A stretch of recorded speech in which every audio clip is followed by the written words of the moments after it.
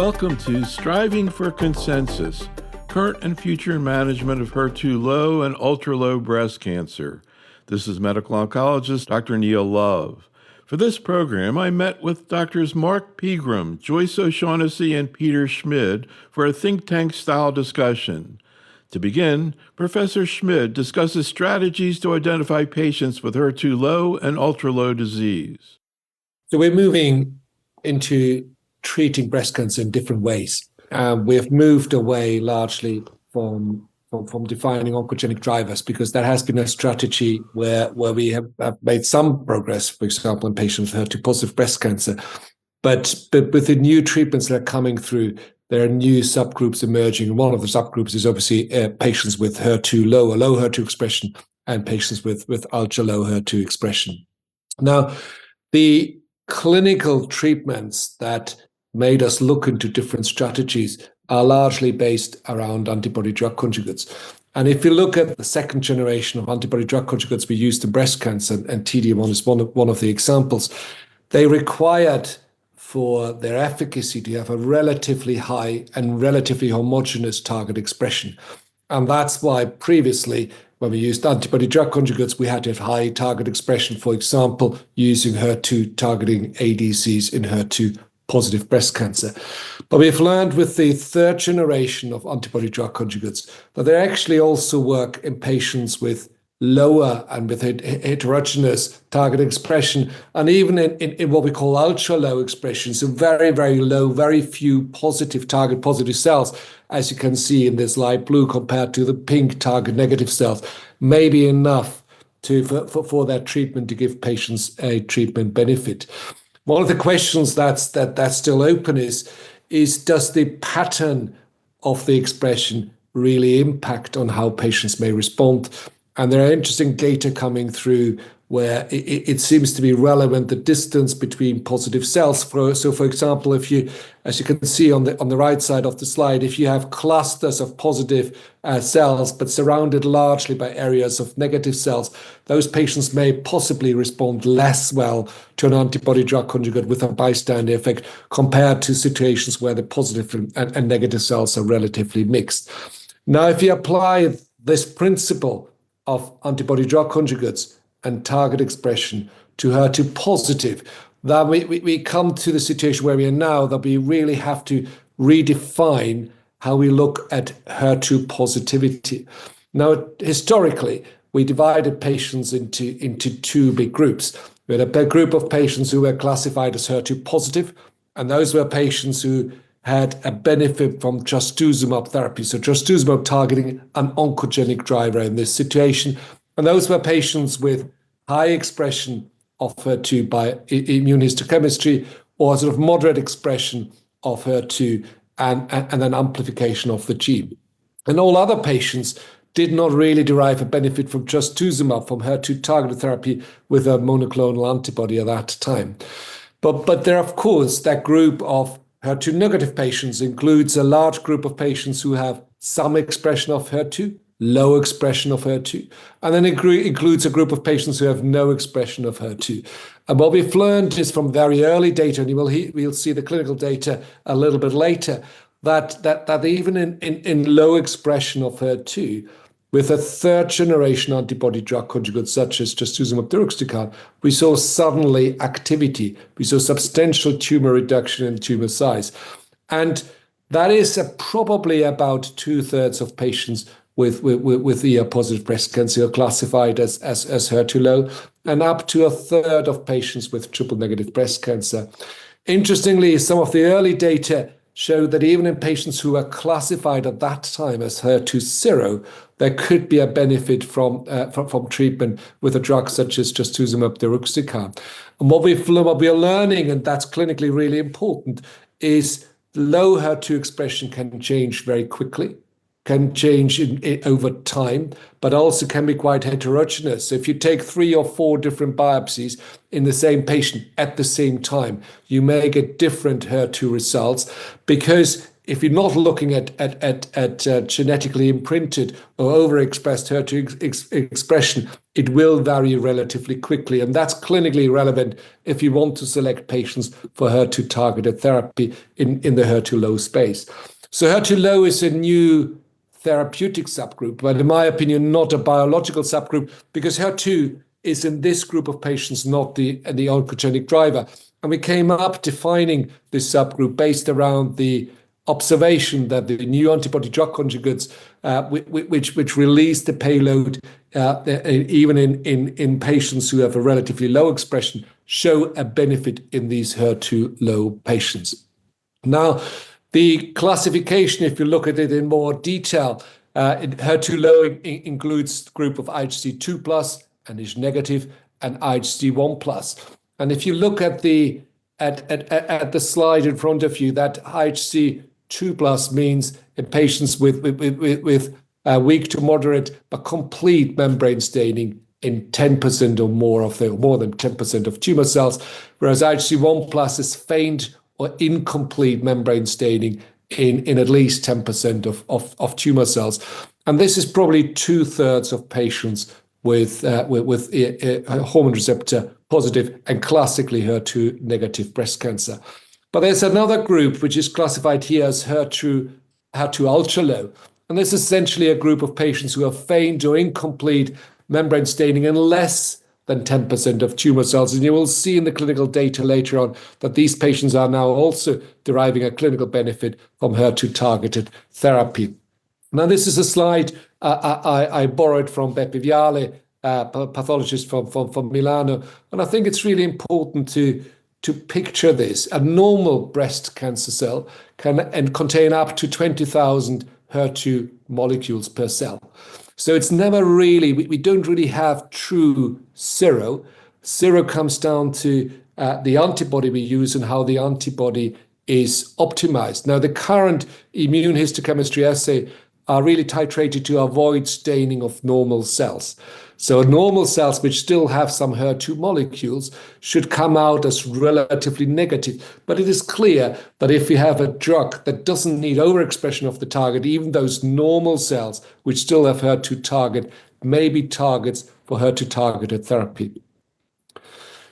And the way we are reporting HER2 as a result is also being amended. If you look at the ESMO or the ASCO guidelines, it used to be positive versus negative, but reflecting that we are now using HER2 target antibody drug conjugates in patients with IHC 1+ or 2+, we should now either use the term a HER2-low, which is not really a medically accurate, but better to classify patients by 0, 0+, 1+, or 2+, which allows the clinician to say whether this patient may be a candidate for HER2-directed antibody drug therapy. And if you look at the evolution of HER2-targeted therapy in breast cancer, it all started obviously with giving HER2-targeted therapy in patients who were classified as HER2 positive, where HER2 was the oncogenic driver, then moved to patients who were classified as HER2-low, where HER2 is no longer the oncogenic driver. But we are now moving and increasingly moving to patients who have very low HER2 expression. But again, the very low HER2 expression is obviously just a snapshot at a certain point in time. So if you go back to HER2 testing, the challenges are there are obviously different antibodies and different detection systems. But what we mustn't forget, these were all initially optimized for HER2 high disease. They're optimized to tell us who are patients who have HER2 as an oncogenic driver.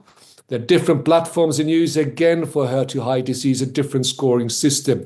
There is, as we mentioned before, a substantial spatial and temporal heterogeneity, and this may just require that we repeat biopsies or take biopsies from different areas. But also the definition of 1+ score is not unequivocal, and there's still some form of discussion.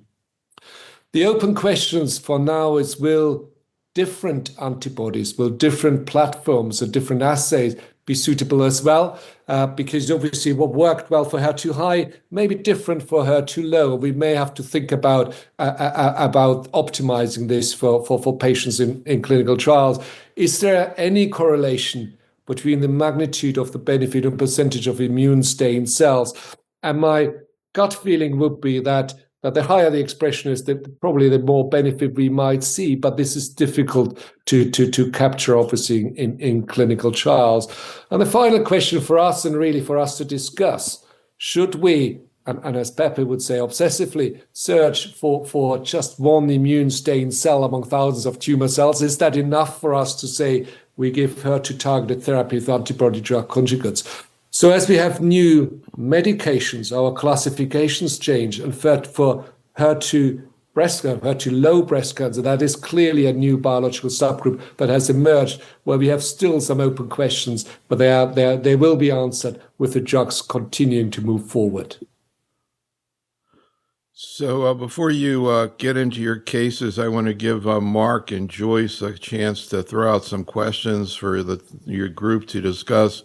But I actually would like to start with one, and I want to direct this to Peter, because when you showed your slide about the normal cell, I remember that at the past San Antonio meeting, we had Dr. Sirigliano in one of our programs, and he was talking about HER2 normal, or that normally there's HER2 in the normal cell. And I was thinking, like, for example, TROP2 and sacituzumab, we just go, oh, okay, all the cells have TROP2, so we're going to give it to everybody. So if you're saying that a normal cell, breast cell, has HER2 in it, then like if there really is a HER2 zero, that would be like abnormal, like you would expect them to have HER2. So why not give a drug like T-DXd, like you do with sacituzumab, to everybody? And I think that's a really good question, and a lot of people are saying that is maybe what we should do over time, especially if our test systems aren't really there to say this is clearly HER2 zero, because HER2 zero by definition doesn't exist. It's just as a result of a test that's optimized to detect obviously higher levels of HER2. Now, I would just take this one step further. If we look at where we've come from targeted therapy, looking at an oncogenic driver with HER2 positive breast cancer. And then we are at the moment in a situation where we've developed a number of antibody drug conjugates that have a substantial bystander effect and therefore work in tumors with low expression and heterogeneous expression. And so we can, as you quite rightly say, probably use these ADCs in some patients who are classified as HER2 zero as well. But if you think one step ahead, what is limiting the activity of sequential ADC therapy at the moment, whether it's HER2 targeting, CHOP2 targeting, HER3 targeting, or so on, is the effect of the payload. And more tumors will develop resistance to the payload. So if we essentially often have one shot on goal with the best possible ADCs, because then the tumor cell may develop resistance to the payload. We may have in the future have to think about which of the ADCs we choose, and going back to target expression. If you have a patient with very, very low HER2 expression, but relatively high CHOP2 expression, you have an ADC that has the same payload, one targeting CHOP2, one targeting HER2, which one would you choose in that patient? And these studies obviously haven't been done, but I think that the degree of target expression might become more relevant in the future again. At the moment, is probably less. So, Mark, actually, we did a webinar this past week on triple-negative breast cancer, and I showed a whole bunch of slides from an education session that was done at San Antonio just in December on ADCs and breast cancer. It was incredible, and I learned so much from it. But I'm curious how you view this issue and some of the things that Peter brought up. And again, this question of, is there really a HER2 zero patient? I remember I did a video with you and you were talking about patritumab, and you were just saying, look, you just need to have some HER3 there for the thing to hang on to. What's your vision of how ADCs work in general, how T-DXd works, and how we should, sort of look at HER2 ultra low? So those are excellent questions. If you talk to Dennis Slayman, who invented this immunohistochemistry 1 plus 2 plus 3 plus scale in his 1989 Science publication, he will tell you that there's no such thing as HER2 is zero. In their paper, all the samples they analyzed were done with frozen tissue IHCs. So there's no fixation artifact. In normal pathology laboratories and hospitals across the world, the first thing they do with tumor tissue is fix it in formaldehyde, which is a great protein denaturing agent. And so you're losing some of the antigen you're trying to detect right off the bat. Whereas if you just would have frozen it to fix the tissue and do immunohistochemistry directly on the frozen tissue, you would find HER2 in all breast cancers. So he says there's no such thing as HER2 truly zero breast cancer. So that begs the question, do these cases that we're now currently calling zero in our current generation of diagnostic assays, which were never devised to detect these very low levels in the first place, is there a clinically meaningful response to the T-DXd with HER2 zero? There seems to be with HER2 ultra-low already, and that begs the next question is, well, what about the ones that we're calling zero? Do they have enough of an efficacy signal to be of clinical interest? In which case, we may not need to measure HER2 and not worry about it much. We will know that there's a dose response with regard to the expression of the target. But if the absolute zero that we're calling currently still has an interesting clinical efficacy signal that's clinically important, we may not need to measure it. We could just treat everybody and follow them closely and work that way. The question I have for Peter, though, is this question of currently practicing docs in the community. They get their charts. They're looking to identify patients who might benefit from antibody-drug conjugate trastuzumab deruxtecan, and all they see is HER2 positive and HER2 negative, the legacy testing result from back in the day. So then they have to dig up the immunohistochemistry report itself to see if it's 1 plus or 2 plus, which is the current definition of low, if it's ISH or FISH negative. But when I talked to pathologists at the American College of Pathology meeting 2 years ago, when they heard we're going to start digging up these legacy 0 versus 1 plus calls that they made back in the day prior to the advent of T-DXd, they were horrified because they freely admitted they never spent any time trying to discriminate between those two. So the first principle for practicing clinicians is you really should retest. And as you mentioned, that retesting should probably be on the most recent sample. Since the HER2 levels can be dynamic, it's probably best to get the first biopsy of the first metastasis, which in many cases is the most recent biopsy available for testing. So that's the second lesson I think that's important for clinicians to use now. And then the third is to realize that on serial retesting, you will get different results because of the high discordance rate between pathologists reading the same samples, and I'll talk about that during my presentation. So what are your thoughts about that, Peter? How do you deal with that at your institution in terms of deciding which sample to test? Yeah, Mark, it's an important question. So first of all the old reports were obviously only looking at HER2 high, and anything that wasn't HER2 high was irrelevant. If it happens to tell us that there was low expression of HER2, that's good enough for me as a clinician. So I may be the outlier here, but I'm looking for reasons to use the drug rather than not use the drug. And so if I have any justification that I can use trastuzumab deruxtecan in a patient who has had some low HER2 expression over time, I'm very happy to do so. So if the old report already says there's some HER2 expression, fine. If it just says HER2 negative, that means absolutely nothing, as you quite rightly say. And then it comes down to retesting. Now, I'm not entirely sure I would necessarily always go for the most recent tissue, because I don't think it is an evolutionary process. I think it's more a random process going up and down over time. It's different to, for example, how the estrogen receptor evolves over time and gradually may disappear. I think the HER2 expression can change within 5 minutes. And if you poke your biopsy needle a little bit right or left, it will also go up or down. And therefore, I would always look at, in a pragmatic way, how can I get my hand on as many tissue samples as possible until I find one of the tissue samples that is, in theory, positive and allows me to give trastuzumab deruxtecan to patients. That's my personal bias, but I think the data we have don't say it has to be the most recent biopsy. The data says if any biopsy in the past showed low expression of HER2, patients likely have a chance of deriving a benefit from HER2-targeted therapy in this setting, and that would be my clinical strategy. Joyce, are you doing the same thing? Retesting all samples? No, I don't go back and retest samples. Actually, I will rebiopsy.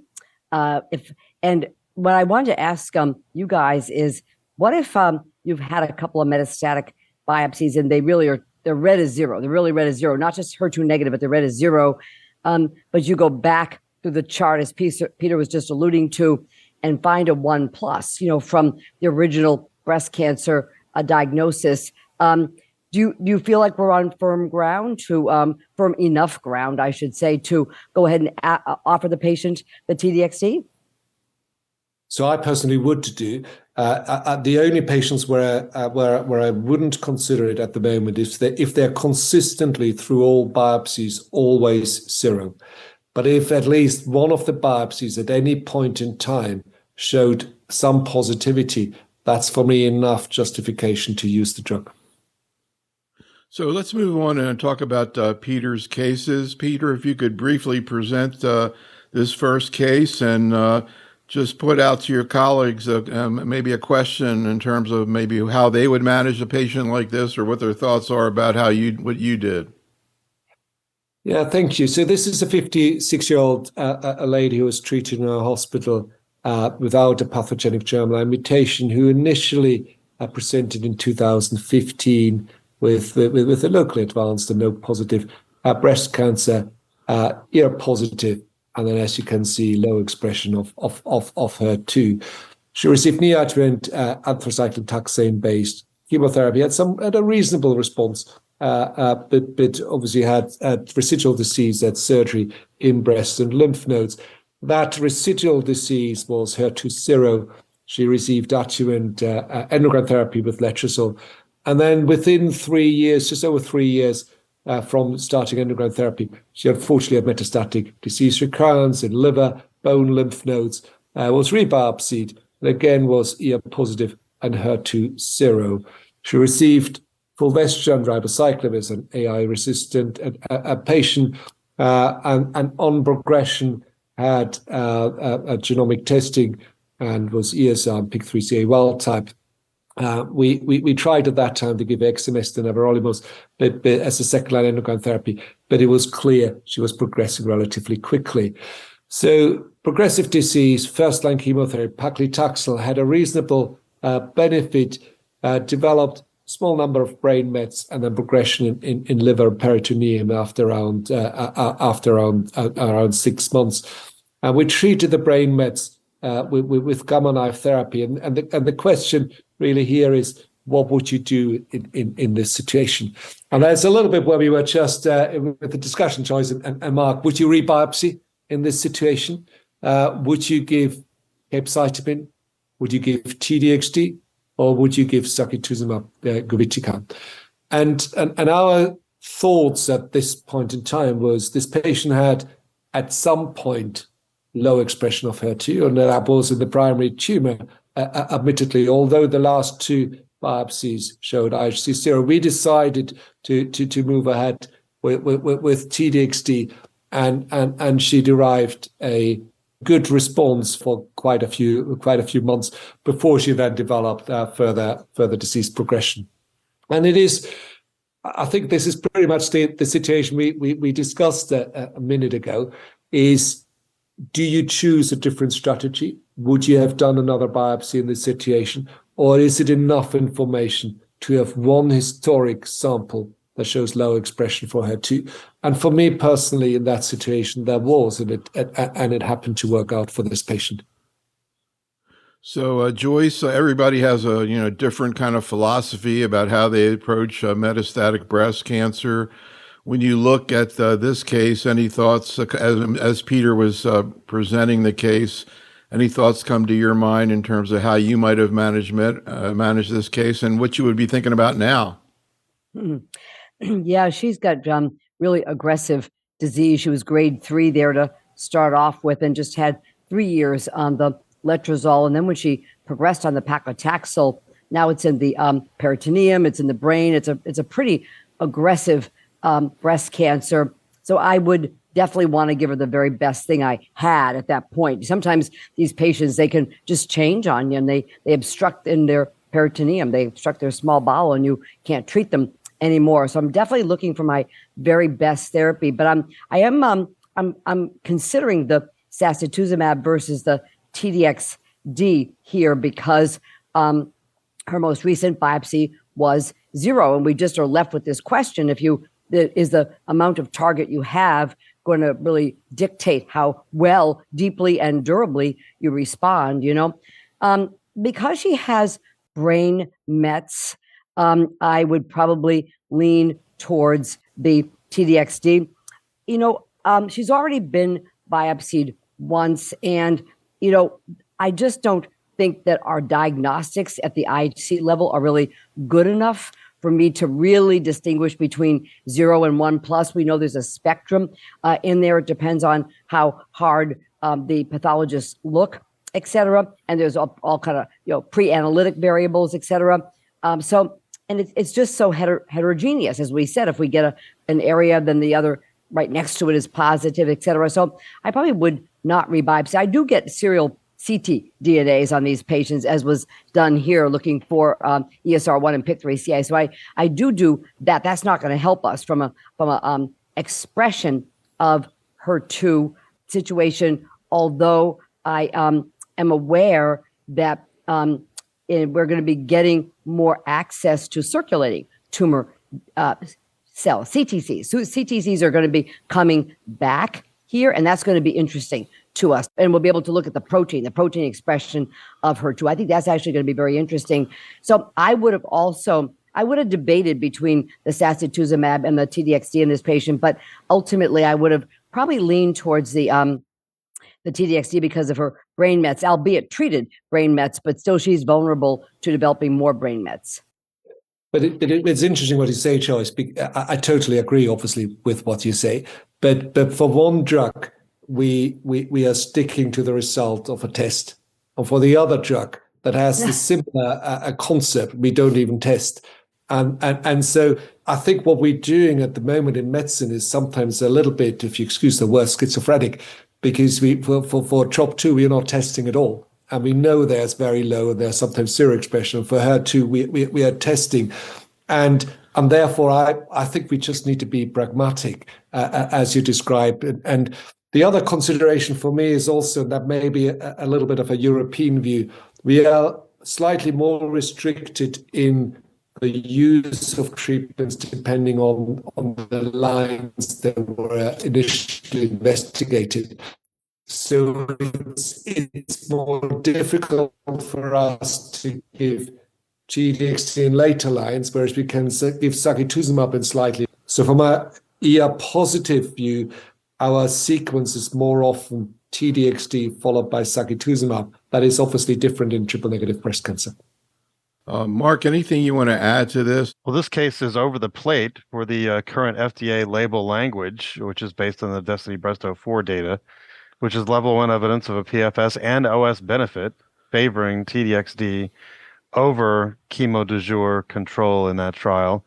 That plus the fast pace of this disease, I would probably be loath to move on to something like capecitabine in this case with visceral and brain disease. So I think going with the most active drug class that you've got with T-DXd makes a lot of sense, and it matches the label language of patients who have had prior endocrine therapy and 1 prior chemotherapy for their metastatic disease. And the 1+ being in 2 different specimens, the biopsy specimen and in the surgical specimen, is somewhat reassuring to me, despite the more recent negative IHC 0 results. But based on the label, those would be acceptable to enable use of T-DXd. I'd probably make that a highlight of the progress note so that payers wouldn't get hung up on the more recent IHC 0 results. Interesting. All right, Peter, how about the 62-year-old woman? Yeah, so the second case I chose because it highlights a a question that might become more clinically relevant as we move forward in the years to come. So again, this was a patient who had high risk early disease, adjuvant therapy, letrozole. This time the patient stayed on treatment for 5 years and actually had a treatment-free interval as well, had relatively late metastatic disease recurrence, relatively low risk at that time with bone mets, and was considered as an AI-sensitive patient, and therefore treated with letrozole and ribociclib. But disappointingly, this patient had disease progression, quite aggressive disease progression within a short period of time, liver, lung, lymph nodes, and stayed on first-line combination endocrine therapy for less than 8 months. She had mutational testing on cfDNA and wasn't found to have an ESR1 or PIK3CA mutation. And this is a patient where we normally would obviously in the past would have always said try more endocrine therapy. But here the question is just what would you do? Do we rebiopsy? We obviously already had the liquid biopsy. Do we give further endocrine therapy? If so, that it would be something fulvestrant based, I would assume. Although our temptation would be then to give something fulvestrant and, for example, everolimus. She hasn't got a PIK3CA mutation, so it doesn't classify for any of the PI3K or AKT inhibitors. Or is this a patient where we move on to chemotherapy at that stage? And is this a patient where we would possibly even consider a T-DXd or an ADC that early in that setting? And I just wanted to put that out because we I think where we are heading a little bit was we are getting better at using the full endocrine potential in patients, but we also possibly getting better in identifying patients who may not benefit from several lines from endocrine therapy. So is this a patient you would consider as despite only having had one line of endocrine therapy, as hormone refractory? And as such, with quite aggressive disease, would you consider in this patient, possibly with low HER2 expression, to give an antibody drug conjugate? So, Joyce, I'd like you to comment on your thinking about this kind of situation, but because we've seen more and more data trying to figure out who's, quote, endocrine sensitive. And like one of the ways I guess I've seen is how long they're on endocrine therapy. Can you just remind us how long the patient was on the letrozole and ribo before she progressed? So we should just under 8 months. So she progressed within 8 months. In month 7, she progressed, yes. And what's the HER2 status? 1+. So on the original biopsy, she was 1+. And she was bone only when she recurred. So it looks like that wasn't biopsied at the time. But now she's got liver metastasis.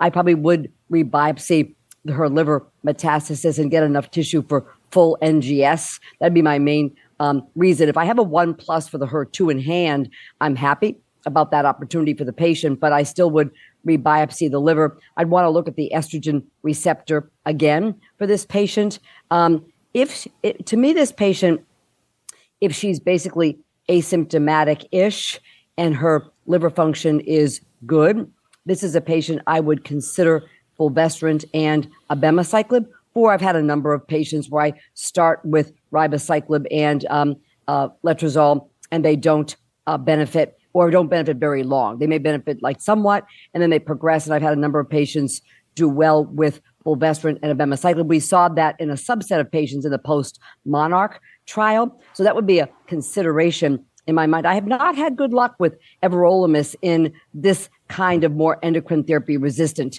type disease. So that would not be something I'd be interested in. Another consideration would be capecitabine. Again, she'd have to be pretty asymptomatic, and the liver function test would have to be good. She doesn't exactly fit the ESMO definition of primary endocrine therapy resistant, neither in the adjuvant setting where she got her full 5 years, nor did she quite progress within that 6 months. It's pretty close, though. I mean, it's pretty close. But so those would be the things I would be considering: fulvestrant, abemaciclib versus capecitabine. We don't have the FDA approval or NCCN endorsement of first-line T-DXd yet. I think in the future that would be coming. And if a woman is really having very substantial symptomatic progression or beginning to really impinge on organ function, I think in the future that will be an option for the patient, but it isn't really yet in the US an option. We don't have that first line approval yet. So generally speaking, I'd stick with another line of endocrine therapy. It would be probably fulvestrant and abemaciclib. If she was, like I said, not that symptomatic, her end organ function is good. I have had good luck with capecitabine working after abemaciclib. So I usually postpone the initiation of IV therapy, but I would get another biopsy. And regardless, even if the HER2 is 0, because we'd have a 1+ in hand, from her original diagnosis, that would still give me the green light to offer her T-DXd in the future.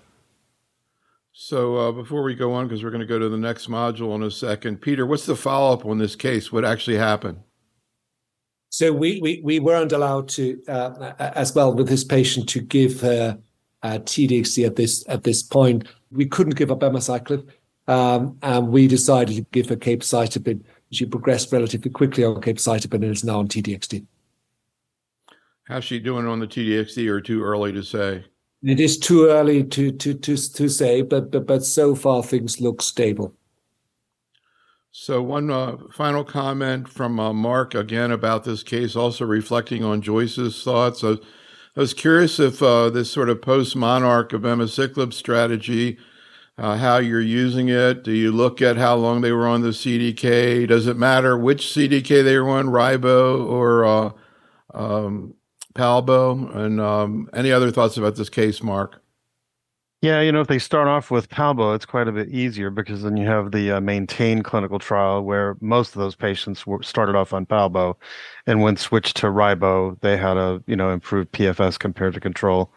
So that's probably the most common scenario at our center where we're using CDK4/6 inhibitors in multiple lines. For this case, I probably would have gone with, if she was asymptomatic, had nominal liver function, I probably would have gone with fulvestrant and everolimus based on the strength of the Precog 102 data, which showed an improved PFS in a randomized trial with that regimen. But I would do early interval restaging because I would be worried that she may progress rapidly through further endocrine therapy and then move quickly on to capecitabine if that was necessary. But I have no objection to moving straight to capecitabine, as it sounds like was done, especially if the size of the liver lesions were disconcerting or if they were symptomatic, and same with the lung. If there were issues in terms of symptoms and concern for rapid progression that could impair organ function, then I would move on to chemotherapy quickly. And then I would save T-DXd for after capecitabine to meet the label language currently that we have in the US, which again requires endocrine refractory plus 1 prior line of chemo. And that way you don't run into a problem with payers trying to get it in the first line after endocrine therapy. So that's a really great case, Peter. One final question back to you, Peter. It sounded like there were a couple of regulatory issues preventing you from using T-DXd, and also sounds like abema post-monarch. If you had no regulatory issues at all, you could access whatever you want. What would you have likely done with this patient at that point after progressing on the ribo and letrozole? So I think I was nervous in this patient to give her more endocrine therapy because she looked like a patient who should have endocrine sensitive disease, and she did not have that. It had a very rapid disease progression within 7 months in an AI sensitive patient with CDK4/6. That's for me a very poor prognostic factor, and without a mutation I wouldn't have wanted to give her more endocrine therapy. So abema wasn't something I would have liked to give. I would have preferred to give her T-DXd at that time, because I was a little bit worried about the volume of her disease. I would have liked to have a treatment that has the maximum response rate. The response rates are higher with T-DXd compared to most other agents. All right, so we're going to move on now, and Mark, you're going to review expanding the spectrum of targetability and practical application of HER2-targeted therapy. Thanks, Neil. And I think this presentation will reflect on both of these cases that we just discussed. So Perfect timing. This is the presentation outline. We'll talk about rationale for the clinical activity observed with T-DXd in patients with HER2-low and HER2-ultralow breast cancer. We'll discuss long-term follow-up data from the phase 3 DESTINY-Breast04 study evaluating T-DXd versus chemo for patients with previously treated HER2-low advanced cancer. We'll discuss recently presented results from the phase 3 DESTINY-Breast06 trial demonstrating a statistically significant progression-free survival advantage with the use of T-DXd in patients with hormone receptor-positive HER2-low or HER2-ultralow metastatic breast cancer following one or more lines of endocrine therapy. And finally, we'll talk about clinical activity reported with T-DXd in patients with HER2-low breast cancer with brain metastasis. So this is my, homage to antibody-drug conjugates. They're acting kind of like a Trojan horse, bringing a cytotoxic payload to gain access to the intracellular space and then kill from within. And this, of course, is in Greek on the right-hand side of the slide. Written in Greek is the Odyssey, where Homer describes the siege of Troy and the Trojan horse approach in Greek mythology. When you talk to pathologists about identifying HER2-low, there's a lot of discordance between pathologists and between biopsies, trying to distinguish this IHC 0 versus IHC 1 plus status. And in this particular study, there's a 27% discordance rate. And so that's really disconcerting to me because if the level of expression is indeed important, I think we owe it to our patients to come up with a more sensitive assay that was designed deliberately to look at this question critically rather than rely on the legacy assays that we're using still to this day, which were designed to detect high-level HER2 overexpression, usually as a consequence of gene amplification. So I think our patients deserve more, and if the distinction between 0 and 1 plus is clinically meaningful, and I think that may be questionable still to this day, then we need to move on to more sensitive assays to make that determination with more reliability. By the way, if the discordance rate between 0 and 1 plus is 27%, imagine what it would be between 0 and HER2-ultralow. It would be even higher. This is Dennis Slayman's science paper from 1989 that I already discussed, showing that even in their HER2-0 cases, as you can see on the IHC on the lower left, there was some immunostaining even in that IHC 0 in the frozen state. These are frozen IHC samples on the lower left-hand side of the slide. And you can read in the quote that they, describe this as negative to weak in the 0 cases. And that's kind of analogous to the ultralow situation that's described in the modern era in DESTINY-Breast06. Now, this is data looking at this issue of dose of HER2 in the DAISY trial. There were 3 cohorts. There was a HER2 positive cohort, which is either FISH positive or IHC 3 plus. That's the waterfall plot on the far left. And there was a cohort 2, which was HER2 low. That's IHC 1 plus or 2 plus and ISH negative. And then there was this cohort 1, which was HER2 and ISH flat out negative. But if you do the statistics, the summary is shown at the bottom. There was a statistically significant difference between these cohorts. And this was even more marked on the time to event analysis of the progression-free survival in these cohorts, where there was a significant distinction between the 3 different cohorts with regard to their level of HER2 expression, with the highest responses and longest PFS being in those with the highest level of HER2 expression. And it was on a continuum kind of basis for that time to event PFS endpoint. On the far left, you can see just the T-DXd molecule and how it has a cleavable linker chemistry, so it can release the payload even before it gets to the lysosome. And moreover, the payload is soluble as opposed to TDM1, which has an insoluble payload, therefore can kill bystander HER2 negative cells in addition. So that's an advantage of this drug over other antibody drug conjugates targeting HER2. This is the DESTINY-Breast04 schema. These are patients who were HER2 low, metastatic breast cancer, 1 or 2 prior lines of chemotherapy in the metastatic setting, all had prior endocrine therapy. This started off as a hormone receptor positive primary intent to treat population, and then later a small fraction of triple negative cases was added to this cohort as well. It's T-DXd versus treatment physician choice with CAPE, eribulin, gemcitabine, paclitaxel, or nab-paclitaxel. Large study, adequately powered, well controlled, good solid study design, in my opinion. This is a more recent update to the primary data that was published in New England Journal of Medicine previously, again, showing an improvement of progression-free survival in the hormone receptor positive cohort on the left and in the all patient population on the right. And these continue to be highly statistically significant with longer follow-up. And indeed, there was an overall survival benefit published in the New England Journal paper with a hazard ratio of 0.64, where the median overall survival in the control arm was just 17 and a half months versus 23.9 months in the T-DXd arm, for an improvement of about 6.5 months. And that was highly statistically significant. At ESMO this year, we saw a biomarker analysis with all of the factors listed at the bottom of this slide. And the bottom line is none of these factors that they evaluated were successful biomarkers for prediction of benefit in this HER2-low DESTINY-Breast04 population, unfortunately. So more work needs to be done in that regard if we're to more carefully be able to choose patients most likely to benefit from this approach. The FDA label language is on the far right. We've already talked about this, so I won't spend time on it, but it's basically for patients with one prior line of chemo after having progressed on prior endocrine therapy. In terms of DESTINY-Breast06, this is the T-DXd randomized trial one line earlier, essentially, than DESTINY-Breast04. So this is first-line cytotoxic therapy following progression on all lines of endocrine therapy. That's the group that we're looking at in this trial. It included HER2-low and HER2-Ultralow, as Peter has already defined. That's some staining in less than 10% of the cells, but not truly zero. They were chemotherapy naive in the metastatic setting in this cohort, and I think that's important to point out.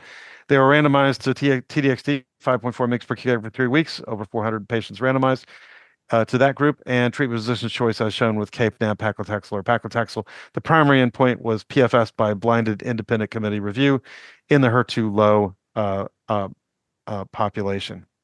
These are the top-line data shown on the upper left-hand side of the slide. The study was positive in the HER2-low population with a hazard ratio of 0.62, which is highly statistically significant. I should mention that there were immature overall survival data available with only about 35% of the needed events currently present. So that's going to need longer follow-up. So we do not yet have OS data for this cohort. Importantly, look at the bottom left of the slide. That's the quality of life measures that were presented from this trial at ESMO. And interestingly, despite there being numerically more toxicities in the T-DXd arm, the quality of life measures that were studied in this paper by Hu and colleagues at ESMO, it seemed quite similar between the two treatment arms. The forest plot shows subgroup analysis of multiple clinical and pathologic subgroups available in this data set. I won't go through them all in the interest of time, but look at the consistency of the data. That's the most important finding. It's not as if just one particular niche subgroup is benefiting from this agent. It appears that everybody across the board is benefiting largely similarly. So I think that's an important outcome. Now, this is the HER2-Ultralow subset analysis, which was a pre-specified exploratory analysis, but only 152 patients. So this is a small subset. The hazard ratio for PFS in this group was 0.78, but with a wide 95% confidence interval from 0.5 to 1.21. But you can see the delta in PFS there compared to control of about 13 versus about 5 months. And then OS, similarly, there seemed to be a trend, hazard ratio 0.75, but as I mentioned, that's immature data and needs longer time for follow-up. The authors concluded there was PFS improvement with T-DXd compared to chemo control in the HER2-Ultralow, which they viewed to be consistent with the results in the HER2-low population and the overall intent to treat population in the study DESTINY-Breast06. Of 349 patients that were scored as HER2 IHC 0 locally, 24% were centrally determined to be HER2-low, even though they were previously called 0, and 40% as ultra-low. So it may be advisable for patients with hormone receptor positive HER2 IHC 0 metastatic disease to be reassessed to determine T-DXd eligibility. And that was the conclusion from Viali and colleagues at ESMO this year that Peter already mentioned their presentation previously. This is the safety data, and you can clearly see there is numerically more chemo-like side effects in the T-DXd arm. Fortunately, most of these are low grade, but some of them are significant. So you need to talk to patients about the treatment options and what to expect in terms of toxicity. Fortunately, most of these are highly manageable since we do this with chemotherapy on a daily basis in clinical practice anyway. So none of these are necessarily deal breakers. I will point out that there were 3 grade 5 ILD cases in this particular clinical trial. And so one must be mindful of the risk of ILD in this population. So if you look at the ultra low definition, it may add theoretically up to another 20 to 25% of patients that might be considered as candidates for HER2 antibody drug conjugate therapy with T-DXd in the future. The authors conclude that in DB06, T-DXd demonstrated a statistically significant and clinically meaningful PFS benefit in the HER2 low group and similar results in the exploratory subset of the ultra low. There are caveats. The exploratory efficacy signals in DB06, while interesting, come at the cost of higher toxicities, including grade 5 ILD. The OS data are still immature. For many patients, let's say they have a long natural history, they've been on endocrine therapy perhaps for years. For some of those patients, capecitabine may still rightly be used as a bridge into the cytotoxic class of ADCs and chemo, in my opinion. So it's important to do a balanced discussion with such patients and let them weigh in on these decisions. We now have data from the clinic looking at various risk factors for ILD. I think that's very important. Until recently, we didn't have this kind of granularity in terms of patient selection. So it's important to look at perhaps renal function, prior history of pulmonary disease, and other factors in order to best select and monitor for ILD in these T-DXd treated patients to try to avoid the grade 5 situation at all costs. On the left, you can see the kinetics of the ILD showing that it's mostly in the first year or so, but not exclusively, but mostly in the first year. Recently, we saw an update to this DB06 data presented at San Antonio, where investigators looked at patients' prior treatment with CDK4/6 inhibitors with endocrine therapy and whether they had rapid progression within 6 months of that treatment, 6 to 12 months, or greater than 12 months.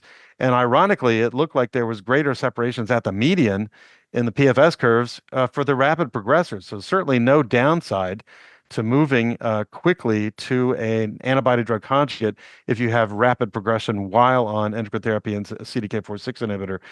So I thought that was quite interesting. And the same message was shown for the objective response rate and also response duration. So there's no downside if you have rapid progressors on endocrine therapy to move to this strategy early. Moreover, one criticism to the DB06 data had been, well, maybe you're just going to get all these responders to T-DXd in the first line, but then you'll have chemo refractory disease from then on. And so PFS2 was tracked in a fraction of these patients in DB06 to look and see how they responded to whatever treatment they were assigned to in their clinical practice after they went off study and completed their T-DXd treatment. And it looks like T-DXd did not interfere with response to chemotherapy in the following line, and there is still a benefit in PFS2 in those patients. And that's reassuring that they're not using up all of their efficacy with the T-DXd to the exclusion of benefit for follow-on salvage therapy. So that's reassuring. In conclusion, future directions for this agent, in addition to earlier stage treatment in metastatic disease, may be further clinical investigation in early stage breast cancer. This is a HER2-low trial that was done in the neoadjuvant setting, presented by Sarah Hurvitz and Aditya Bardia previously. This was just a small randomized pilot phase 2 trial looking at T-DXd versus T-DXd plus anastrozole as neoadjuvant therapy. Fortunately, the regimens were very well tolerated, no grade 5 ILD. So feasibility of this approach, I believe, was demonstrated, although the response rates are arguably a little bit less in the combination arm compared to the single agent T-DXd. But it establishes precedent that we may want to look at this agent in early breast cancer in the future. Other novel combination studies include this DB08 trial, again, looking at various combinations with other endocrine agents, again, anastrozole and also with fulvestrant, shown on the waterfall plots on the right-hand side of the slide. Again, small numbers, pilot data, just establishing proof of concept and feasibility in terms of safety, that this is something that could be considered in the future if needed in earlier lines of treatment, including maybe early stage disease. Finally, this is the limited data we have available for response to HER2-low brain metastasis on treatment with T-DXd. And it looks like, again, even though small numbers in pilot data, the intracranial best response rate rivals that of the extracranial best response rate on the right-hand side of the slide, suggesting that these antibody drug conjugates can and do get into the CNS and are able to have an efficacy signal in HER2-low brain metastasis, in addition to the HER2-positive brain metastasis updates that we've seen recently as well. So all that's very reassuring. So I want to go to Peter and Joyce before we get to your cases. And Joyce, I want to start with you and ask you, based on what you've seen in HER2-Ultralow, what are you thinking in terms of utilizing that strategy? And the other issue is, theoretically, would you like to be able to use this strategy? Are you using this strategy? And then one of the big questions I have is, I can understand that it might have been difficult to try to go for hormone receptor negative ultra-low, but it doesn't look to me like they were in the study. So do you think we can just use all the data from all the other studies to say it doesn't really matter whether they're hormone receptor positive or not, or you would pull out just the ER positives? We have still relatively little data in triple negative breast cancer with T-DXd.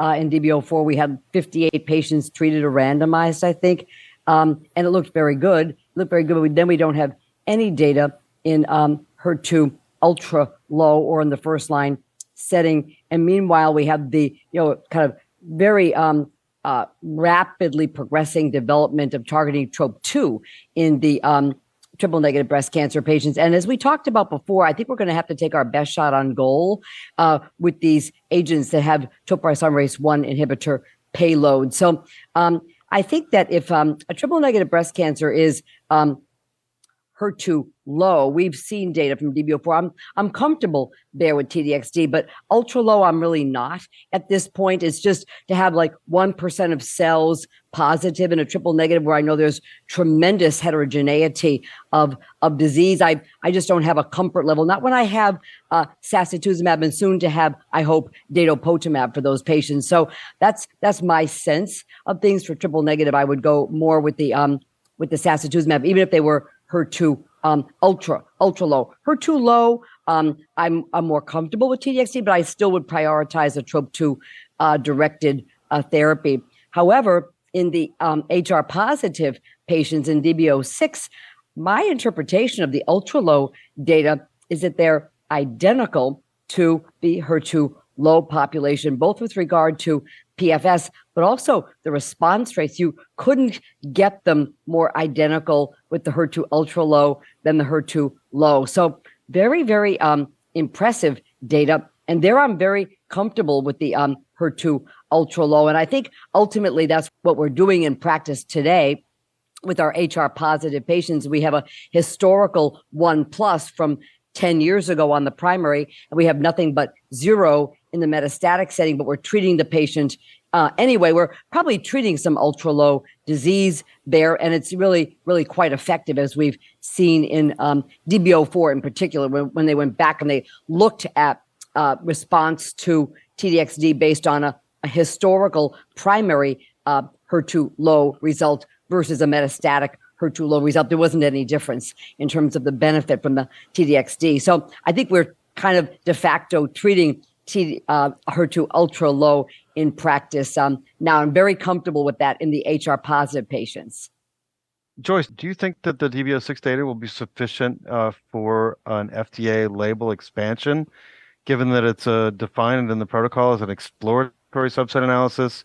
The 95% confidence limit of the PFS hazard ratio overlapped 1. There's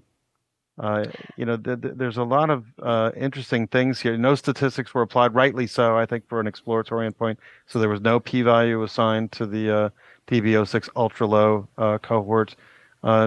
Is that going to be okay, since it's a label expansion and not a new drug indication? Do you think the regulators will look at that favorably, or do we need to wait for the OS data, for example? and wait for more robust statistics. I'll just, of course, give you my opinion. Because the study was strongly positive for its primary endpoint, I think that my guess would be the FDA will approve it for the intent to treat population, including the ultra-low, because the data looked quite strong there. I think the issue that I think we as clinicians face and the FDA faces as well is that we have a very strong survival signal in the second line setting. And the question is, in the DB06, what percentage of the patients on the control arm got later a topoisomerase 1 inhibitor payload ADC? Because right now it's very early yet. The data are very immature in terms of survival, but we don't see a signal yet on survival in the first line setting. So one could argue to use a cytotoxic such as capecitabine first and then give the T-DXd in the second line setting. But there are patients that we want to give the very best drug first to because they have aggressive, heavy tumor burden. And so I've not seen that data yet, how many patients in the control arm on DB06 got, a switch, a crossover to an agent that would make survival curves not split, initially. But, there's no reason, honestly, of course, that the survival impact of T-DXd in the first line setting should be any different than in the second line setting. I would expect at the end of the day, we're going to see a nice survival improvement in the overall treated population. But I think that's a question for the FDA and for us at this time. Very insightful. So, Peter, I want to give you a chance, Peter, to comment on this. And, also, I think the issue is not whether or not you can use T-DXd and, ultra low, for example, but sort of when. As Joyce was saying, like what's going to come first, particularly if you have a patient where you really want to see a response. I mean, you may want to use T-DXd later also. Peter, any thoughts about this discussion that's going back and forth between Mark and Joyce about this? Yeah. You're thinking. It's very clear that T-DXd is a superior strategy, a superior drug compared to the standard chemotherapy agents. That doesn't necessarily mean we have to use it always as a first-line therapy. What I find interesting is that the delta between the experimental arm, so T-DXd, and the control arm is relatively similar in the first and in the second and subsequent line setting. In other words, if you just put the data from the two trials together and sequentially, you come to a relatively similar time point as long as patients receive T-DXd. One of the key strengths for me, and we haven't spoken much about that so far, is the response rates. And I know response sounds like a very old-fashioned endpoint, but response is a really important endpoint if you have patients with aggressive disease and if you have patients with symptomatic disease. And in that situations where you need to achieve the maximum response, T-DXd or other ADCs are clearly better than our conventional chemotherapy. So to answer your question around the sequencing, if a patient has very aggressive and symptomatic disease, and where we're not quite sure whether we get 2 shots on goal if the first shot misses, that is a clear situation where I would like to use T-DXd in a first-line setting. But in many patients, that's not the case. In many patients, we can very well treat those patients with a taxane or with capecitabine as an orally available treatment. And then T-DXd will still have that high efficacy and activity in a second-line setting. And I think we will just have to define this by clinical parameters where that superior response rate is really going to give patients the maximum benefit. It's interesting if you look at the quality of life data of the study, which are relatively similar. If you look at some of the quality of life data of other ADCs and other indications, we sometimes see superiority with the ADC. And that's, again, more in later lines and more in patients who have higher disease burden. What I find very interesting is sometimes the quality of life benefit is almost transferred into the next line of therapy. Because if you start your disease, you line with a disease burden here, you reset that disease burden with a superior response. Even at the time of progression, patients may have a lower disease burden, and that can lead to a symptomatic benefit. So it's a long-winded answer, but I think we need to select the right patients for the right treatment at the right time. And not everyone at this point in time requires the most aggressive therapy or the most effective therapy in the first-line setting. There's still a role for some patients for chemotherapy. I was going to mention before, in terms of these studies where you look at quality of life, that it's always a little confusing to me because you're mixing in quality of life issues that come from reducing the tumor burden, as you just said, if a patient is symptomatic. But then on top of that, you have the toxicity burden, which affects quality of life. And I think one of the things about that is I think as time goes on and people are better able to manage side effects of T-DXd, particularly GI side effects, which I find even now I'm not sure everybody is quite exactly on top of. You would expect maybe that's going to actually improve. But anyhow, let's get into these cases here. Mark, you have a 62-year-old woman. What happened? She presented with a palpable right upper outer quadrant mass measuring about 6 centimeters. No prior history or family history, ECOG 0. Because of the size and clinical stage of her disease presentation, she had full-on staging with a body imaging with a CT scan of the chest, abdomen, and pelvis, as well as a bone scan. The CT of the chest showed 2 pulmonary nodules, the largest of which was 0.8 centimeters. In hindsight, the patient notes that she had a persistent cough for about a month prior to diagnosis, but she had attributed that to a prior bout of COVID-19 infection. The bone scan was negative. The breast primary biopsy showed a grade 2 infiltrating ductal carcinoma, HER2 IHC 1 plus by immunohistochemistry. FISH was not amplified. A fine needle aspirate of the lung nodule showed an adenocarcinoma consistent with the breast primary and similar markers to the primary tumor. So on staging, she had M1 disease. Before you go on, at that point when you were evaluating her, what were you thinking in terms of her pulmonary symptoms? Did you think it was explained by what you were seeing on imaging? Probably not. I thought that probably it's most likely that it was still sequelae from her recent pneumonia, and probably such a small 0.8 centimeter lesion or two would not be expected to cause pulmonary symptoms. Do you ever see a subclinical, lymphangitic spread in the lung where, you don't really see imaging wise and patients actually start to have symptoms before you see it on imaging, or usually by the time they're symptomatic, you'll see it on imaging? Lymphangitic spread is often symptomatic early, and it often does show up radiographically early as well. So both are true for that particular pattern. So let's continue with her case. So she had first-line systemic therapy with an aromatase inhibitor and a CDK4/6 inhibitor. The denosumab was because she had osteoporosis, not because of bone metastasis. A partial response in the breast and lung were achieved as the best response on CDK4/6 inhibition. 32 months later, she had worsening non-productive cough and shortness of breath when climbing stairs, otherwise feeling well without bone pain, good appetite.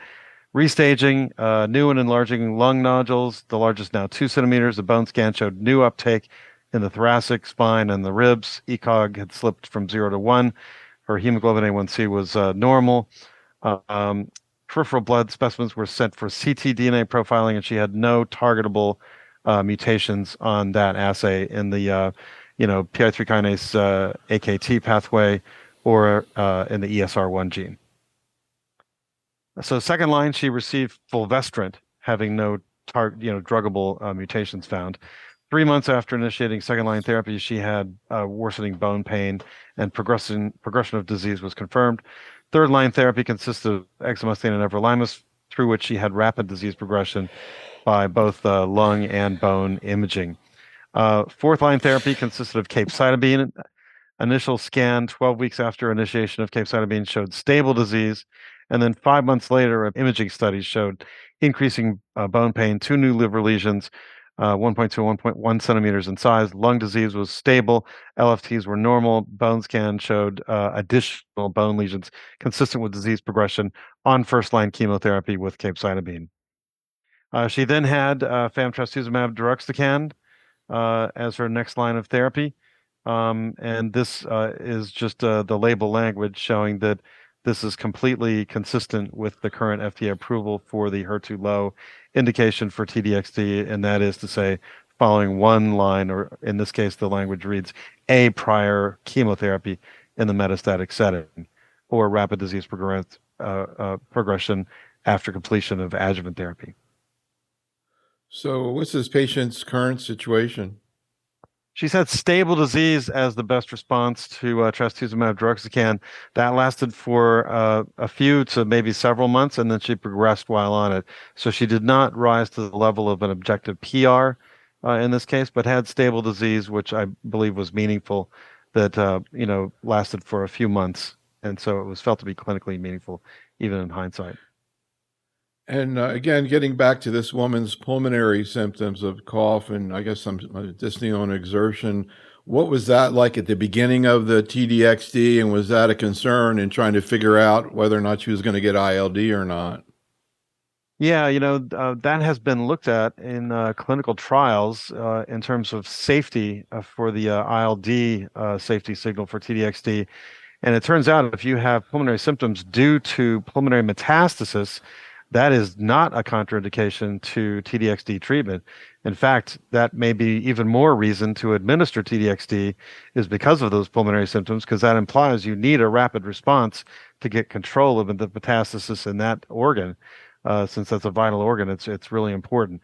So in contrast to other underlying pulmonary conditions, let's say like emphysema or some other chronic pulmonary condition that's benign and non-malignant, those are known risk factors for ILD risk. But symptoms due to underlying disease are not risk factors for ILD due to T-DXd.